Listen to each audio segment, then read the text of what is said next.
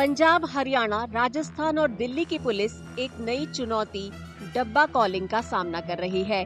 ये इंटरनेशनल गैंगस्टरों का गिरोह है जो जबरन वसूली के लिए 3 स्टेज टेक्नोलॉजी का इस्तेमाल करता है।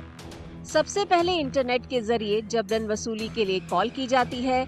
इसके बाद यही गुर्गा दूसरे देश में बैठे अपने बॉस को दूसरे फोन का इस्तेमाल कर कॉल करता है।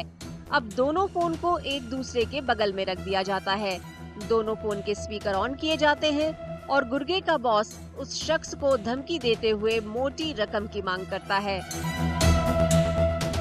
So in the Dabba calling, the thought process is very clear. They'll call from one particular mobile, but that will be behind a virtual private network. However, the concerned criminal activity will not be done from that particular connection. Instead, the threatening call or the threatening message is going to be given from yet another mobile phone, which is connected on a different virtual private network. वसूली के लिए इस technique का इस्तेमाल गोल्डी बरार और रोहित गोदारा जैसे विदेश में रहने वाले गैंगस्टर करते हैं। गैंग का गुर्गा और सरगना दोनों अलग अलग जगहों पर होते हैं। इसकी वजह से इस तरह की कॉल को ट्रेस करना मुश्किल होता है। वो बिल्डरों, व्यापारियों, केबल ऑपरेटरों और पॉलिटिशियन को निशाना बनाते हैं। उनकी पहचान सामने ना आए, इसके लिए वो वॉइस ओवर इंटरनेट प्रोटोकॉल और VPN का इस्तेमाल करते हैं।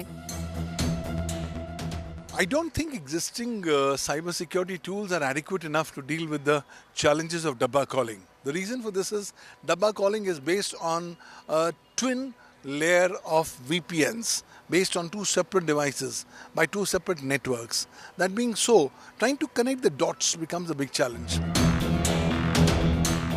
पुलिस को इन कॉल को ट्रैक करना मुश्किल होता है। इनक्रिप्टेड ऐप और VPN ट्रेसिंग इसको मुश्किल बनाते हैं।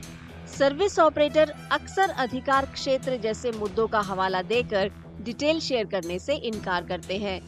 तेजी से फैल रही डब्बा कॉलिंग पुलिस के लिए चुनौती बनी हुई है।